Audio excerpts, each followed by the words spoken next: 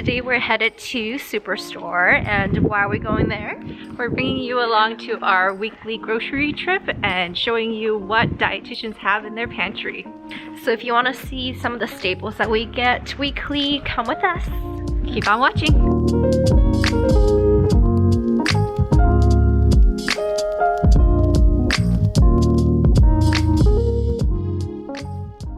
So one of the staples is silk soy milk. It's a good alternative for people who have lactose intolerance. And another thing that I would like to get, kind of the dairy or dairy alternatives, is yogurt.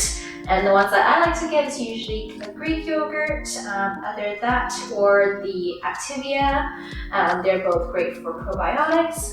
The Greek ones will just have a bit more protein. And usually I like to top it with granola or fresh fruits.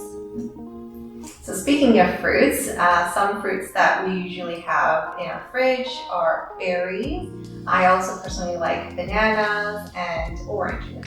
And I love berries because they're so versatile. You can use it in smoothies, but also they're high in antioxidants. It's also a very good fiber source as well. So if you want to keep regular, that's an option for you. And another thing that'll keep you regular would be vegetables. And it doesn't matter whether it's fresh vegetables, canned or frozen, they're all really great. And I actually personally prefer frozen vegetables just because they keep longer in the fridge and I can just throw it into pasta or stir fry and I don't have to chop it up or wash it because your girl's lazy. I personally like leafy greens. For instance, I follow the bro diet. Broccoli all the way for me. Might not be the preference for most people, but having some leafy greens in my diet is a must. And another staple that I get would be a protein, whether it's plant-based like tofu, peanut butter, or meat proteins like chicken or fish. They're usually the leaner proteins. And I like to have fish as often as I can because they're full of good omega-3s, good for your brain, because your girl needs it. Also good for cardiac health, for your arteries, and making sure you don't have too much cholesterol. Unwanted ones. Exactly. Yeah. Oh, and eggs, because eggs just go well with everything and they're just a great protein to have, especially in the morning. It's also a really good low-cost alternative when you're looking to budget. And is peanut butter a good protein source, in your opinion? Yes, I feel like it is, especially the 100% peanut sources. It's a good vegan and vegetarian protein source. 2 tablespoons is 1 serving of protein. So if you want to look into that, that's a good option. And if it's within your budget, like Betty said, try not to get the ones that has the added sugar and oils in it and just all natural peanut butter with no salt added if that's also what you're kind of careful with too. And our favorite. So it might be controversial, but one of the staples in our diet is carbs, definitely.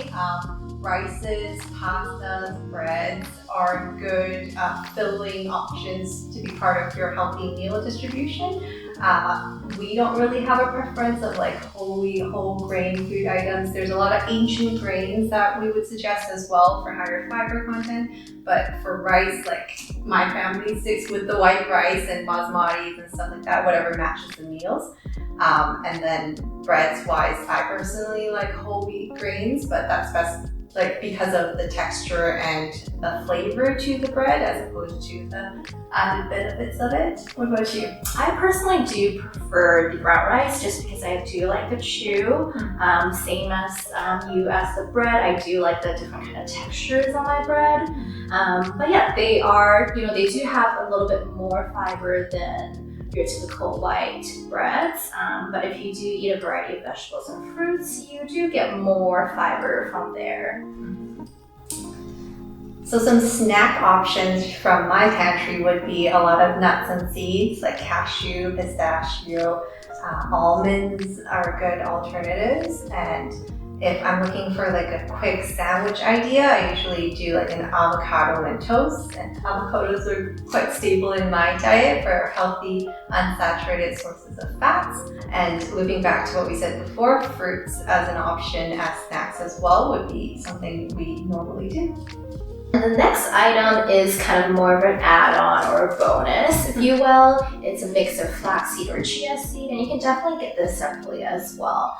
What's great about this is that it's added fiber and nutrients, especially from the flax seeds. You get a little bit more omega-3 fatty acids if you don't prefer eating fish. And then usually the ground up versions are better absorbed, so look out for those.